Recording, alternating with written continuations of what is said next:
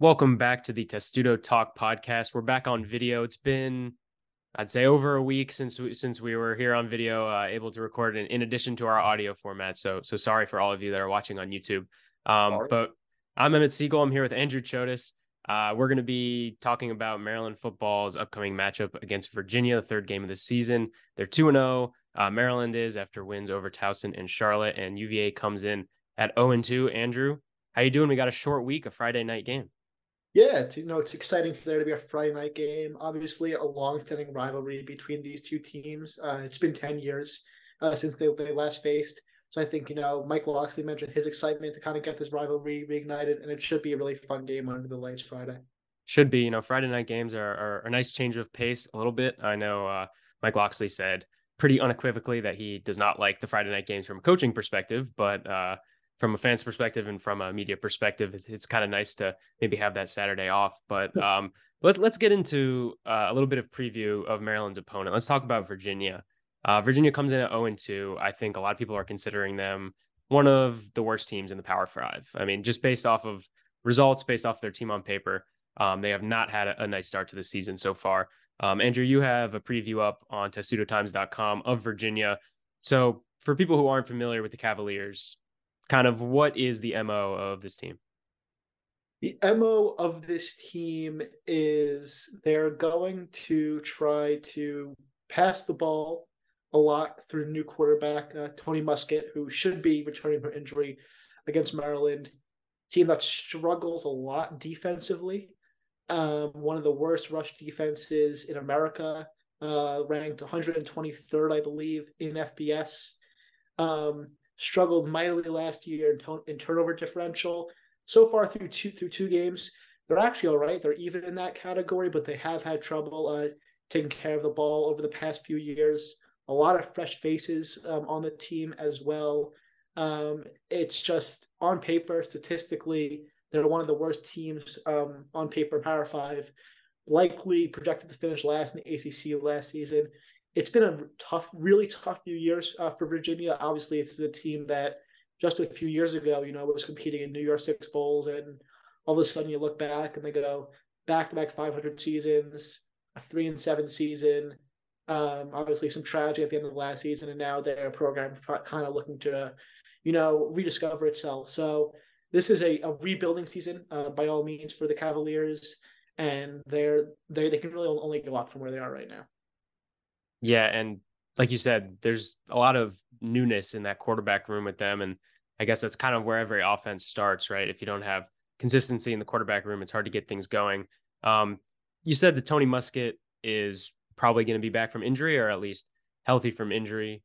Yeah, so the offensive coordinator did confirm today that he's gonna be the starter on Friday night. Whether he's 100% healthy, some reporters on social media that I've been following has said, we don't know based on what's happened in practice. I mean, he only played the first three quarters against Tennessee. Was 9 for 14 in that. It was kind of the way the game was going. Tennessee was controlling all the possession really, so they really couldn't get anything going. But started a true freshman against James Madison, fell short in that game. So he's gonna play Friday night, but his health is definitely something to look out for. It is his non-throwing shoulder though, which is injured, which is a positive, I guess. If you're a Virginia fan, definitely something to still look out for. It's interesting for Tony Elliott to be making the decision to go to Tony Muskett. I mean, I guess you're kind of in the business of just trying to win games right now, and you're 0-2. I mean, for anyone that doesn't know, they lost very convincingly to Tennessee, and then lost in a sloppy close game to James Madison in week two. It's interesting that they're going. Tony Muskett is a transfer from Monmouth. Um, very limited experience, like you said, playing at this level. I loved what I saw from Anthony Colandrea against JMU and at the end of the Tennessee game. I mean, he threw for almost 400 yards against JMU.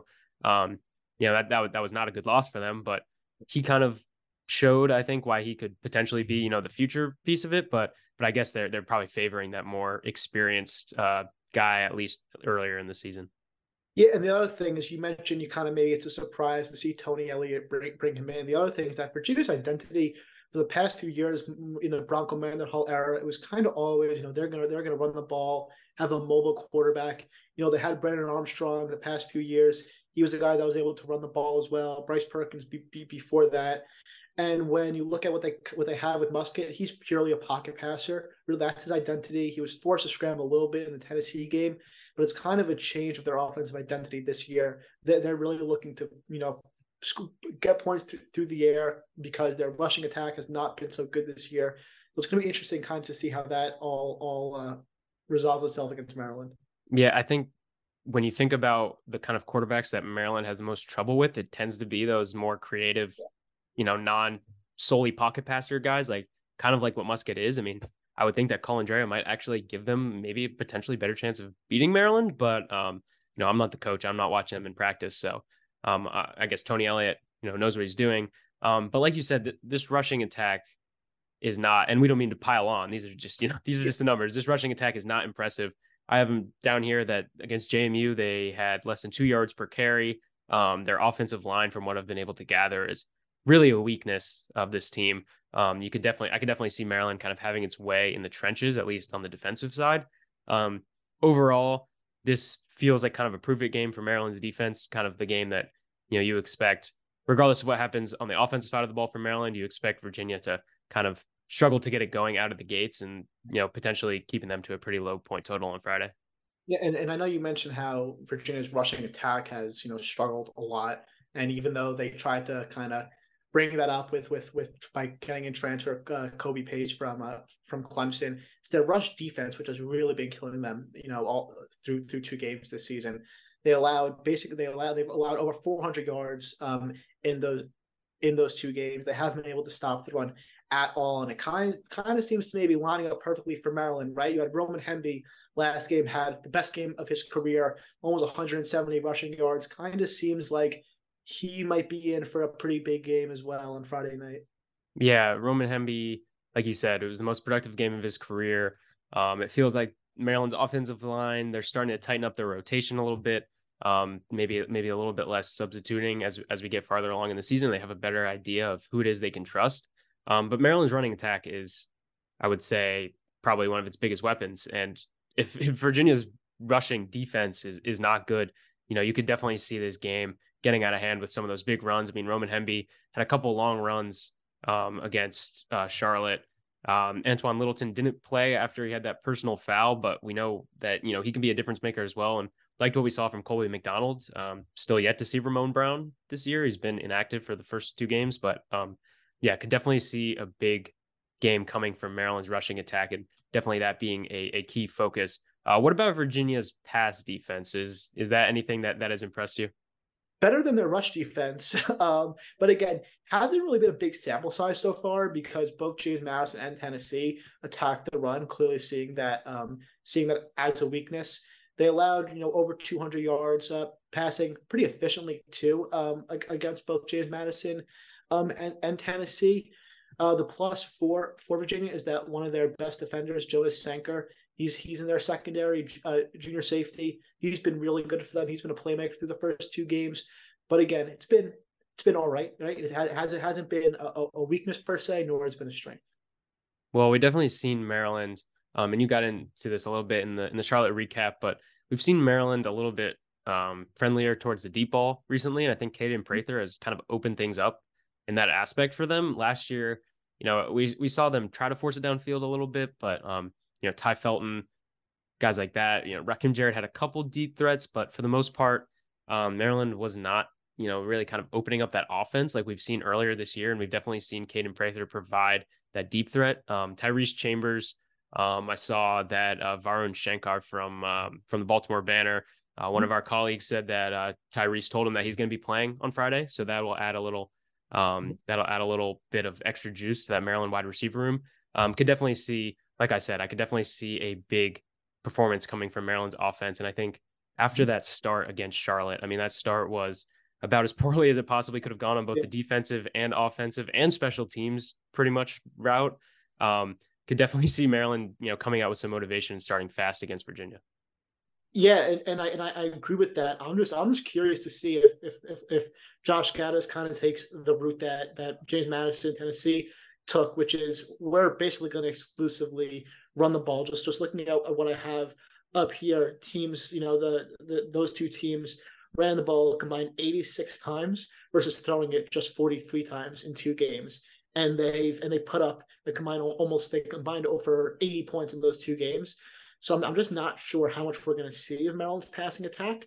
But again, like you said, they starting to find themselves, especially with the deep ball. So I think it's going to be an interesting thing to watch out for is how Maryland's offense comes out. Well, I think we should get to some keys to the game. What we're expecting, maybe we'll determine this game. I can start, and I think it's like you said. I think it's Maryland's rushing attack. I think Maryland's rushing attack will put this away. I definitely see Roman Hemby having a big game again. I'm expecting him to get into the triple digits rushing yards wise. He had the longest reception of his career on Saturday. It was something like 30, 37 yards, around 40 yards. So can definitely see them kind of utilizing him in more creative ways. Josh Gaddis hasn't been, I'd say, the most creative play caller. Not necessarily that he has to be. I mean, that's not a requirement. But I can see them, maybe trying to use him in space a little bit more. And I'm expecting a big game from Hemby and Littleton. That would be my first key to the game. Yeah, I'd say another key to the game is kind of forcing the pressure on Virginia and trying to force some turnovers. Kind of something that's plagued Virginia in the past few years. They had a turnover against JMU, so I think Maryland can maybe create some big plays on the defensive end and try to put this one against early. Put this one away early, I think, is another key to watch out for. For sure. Maryland's defense didn't force a turnover in week 1, and then they forced one against Charlotte. A little bit uncharacteristic. Donnell Brown, linebacker, edge rusher, kind of lining up on the line of scrimmage, comes up with an interception. A little bit peculiar, but that was forced from Maryland's pressure. A good job there. We've yet to see the secondary, get the takeaway. I think there's a chance that changes. I think having Musket in there probably decreases the chances just because he's a little bit more of a veteran, maybe reliable, protect the ball game manager type. If Colandrea does see the field, he reminds me a lot kind of Brennan Armstrong, to be totally honest, in the way that he's kind of spacing the field and, willing to kind of sling it around. I could definitely see Maryland's defense forcing a couple turnovers. No, and I think that's large in part of why they really want to get Musket in this game. I think he's the more calm pocket passer, maybe the less try. I need to make this play, extend the plays, because I think that I think Virginia knows that they need to limit the mistakes if they want to have any chance of beating Maryland on Friday. Yeah, and like you mentioned, getting that pressure on that quarterback is going to be key. Musket not the most adept at extending plays, getting out of the pocket. So yeah, I can definitely see a couple sacks coming. Let's get to special teams. You've been hyping this guy up. I hear Virginia's punter / kicker is one of the best in the country. Yeah, Daniel Sparks, dude is unbelievable. Minnesota transfer, didn't really play much in Minnesota, but came into Virginia last year and established himself as one of the best players on the team. In his first season, he matched Virginia's single season punting average yard record at close to 46 yards. So far this season, he's already punted the ball 15 times, which has kind of shown that that's kind of how the season's going for Virginia. But he's averaging 46 yards. He has 2 punts of over 60 yards. He was an All-ACC selection last year. He had a 69-yard punt against James Madison, which at the time was the 3rd longest in FBS. Now it's the 6th longest. But the dude, he gets a lot of action and he's super consistent. And in a game where Virginia's probably going to be punting the ball a lot, he has a chance to genuinely flip the field and put the pressure on Maryland. Yeah, and I want to see some extra explosiveness, or at least some more sure-handedness from Maryland's special teams. Oh, yeah. I mean, on kickoffs, they didn't get burned by it, but Octavian Smith dropped the ball, I think, twice. Obviously, he was able to just kind of pick it up and take a knee in the end zone both times, but definitely want to see a little bit more sure-handedness, and will be interesting to see if maybe they switch it up there. And then Tarheeb still on punt returns, not terrible. It's not like he was, dropping the ball or anything, but just didn't look super confident out there. And they sending Jayshon Jones back on punts a little bit. I would love to see a big return, help Maryland kind of flip the field for the first time this year. Yeah, no, well, that was one of the things I mentioned also in the takeaways article from the Charlotte game. It's just both Tarheeb still, Octavian Smith, they both just look oddly uncomfortable back there making returns, which is weird for guys who did it last year as well. So I think it's a good something to look out for is these guys should not be looking as uncomfortable as they did against Charlotte. Yeah, and there's plenty of other options, and I'm not saying that they aren't the best options. I mean, I think, Tarheeb Still's record as a punt returner kind of speaks for itself. He's been very, very reliable. And Octavian Smith, we know what kind of, wiggle he has. He can break a play open anytime, but I would definitely like to see, that kind of put on display. I don't know if this really counts as a key to the game, but I think this game, like I said against Charlotte, and did not happen. Um, Maryland needs to put the game away early. I think this is the kind of game, considering the way you came out last week on national TV. They come out, they win in the second half. It was complete domination. Maryland proved it was a much better team than Charlotte, but I think you definitely need to see Maryland kind of come out hot. You're probably going to have a decent crowd, at least a decent student crowd. It's Friday night, and I don't know if you've seen the ratings, online when they publish the weekly ratings report, but the Friday night game always does really well because people love football and it's the only big game on. You're going to have potentially a larger audience for this game than that Charlotte game. So I think starting out hot against a team that has really, really struggled this year will be super key for Maryland, and I think that could potentially start on special teams, honestly. Yeah. And then I think the other thing with which kind of goes without saying is, you need a win just to build momentum going into Big Ten play, right? I think if you can carry a 3-0 record heading into Michigan State before conference play gets away, I think that's much needed if you're Maryland. Absolutely. And it's a big game. This is just a random question, a little bit off topic. Some of our listeners might know about this. Do you know who Roger Sherman is? The name sounds familiar, but no. So college football blogger, writer, football writer. And he's been doing this road trip this year. Calls himself Road Raj. I don't know if you've seen him maybe on Twitter. And he's Great. going to multiple games a week Let me in a see. car, driving across the country. I think in week one, he traveled like 3,000 miles. He was in Utah. He was in Nashville. Um, anyway, he'll be in College Park on Friday. So it's a big game when Road Rajas come in the day before the backyard brawl. So if any listeners run into him, definitely say hi and give him some tips. I'm certainly looking forward to seeing him document it. But before we go, is there thinking, do you think there's anything else that, Maryland fans should keep an eye on heading into this game? Last non-conference game, Yeah. should potentially be seeing some guys that have been hurt, making an appearance this week. Anything else that you think, might decide how this game turns out? Yeah, I don't want to keep on hounding on this, but I think it's just watch out for the rushing attack. I think you're going to see an explosive game by multiple Maryland running backs on Friday. Well, definitely looking forward to seeing how it all plays out.